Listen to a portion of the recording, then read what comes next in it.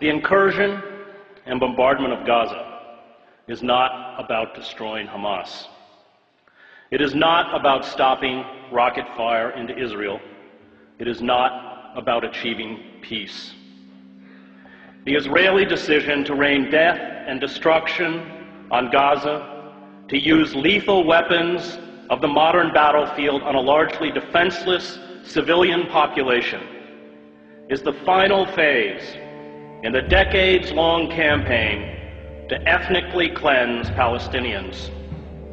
The assault on Gaza is about creating squalid, lawless, and impoverished ghettos in the West Bank and Gaza, where life for Palestinians will be barely sustainable.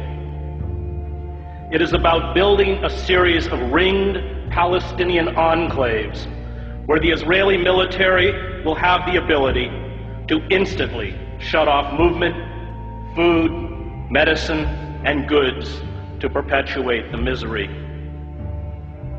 Privilege and power, especially military power, is a dangerous narcotic. Violence destroys those who bear the brunt of its force, but also those who try to use it to become gods. Israel uses sophisticated attack jets and naval vessels to bomb densely crowded refugee camps, schools, apartment blocks, mosques, and slums, to attack a population that has no air force, no air defense, no navy, no heavy weapons, no artillery units, no mechanized armor, no command and control, no army, and calls it a war.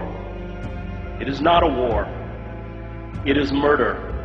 Images of dead Palestinian children lined up as if asleep on the floor of the main hospital in Gaza are a metaphor for the future. Israel will from now on speak to the Palestinians in the language of death. Those who orchestrate such sieges do not grasp the terrible rage born of long humiliation, indiscriminate violence, and abuse. A father or a mother whose child dies because of a lack of vaccines or proper medical care does not forget. A boy whose ill grandmother dies while being detained at an Israeli checkpoint does not forget. Families who carry the broken bodies of their children to hospitals do not forget. All who endure humiliation, abuse, and the murder of those they love do not forget. This rage becomes a virus within those who eventually stumble out into the daylight. Is it any wonder that 71% of children interviewed at a school in Gaza recently said they wanted to be a martyr? The refusal by our political leaders, from Barack Obama to all but 5 members of Congress, to the major media, to speak out in defense of the rule of law and fundamental human rights exposes our cowardice and our hypocrisy.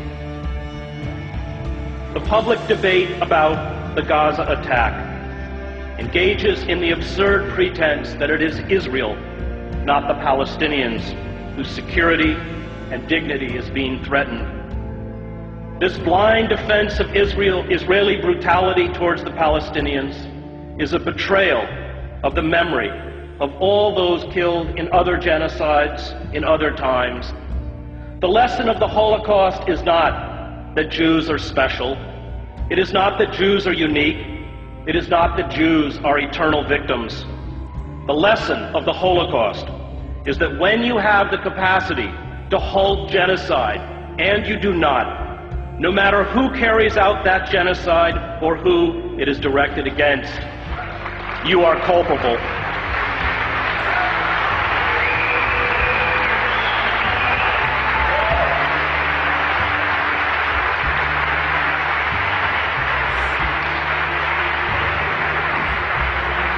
And we are very culpable The F-16 fighter jets, the Apache attack helicopters, the 250-pound smart GBU-39 bombs are all part of the $3 billion military aid we give to Israel. Palestinians are being killed tonight with American-made weapons. But perhaps our callous indifference to human suffering is to be expected. We, after all, kill women and children on an even vaster scale in Iraq and Afghanistan.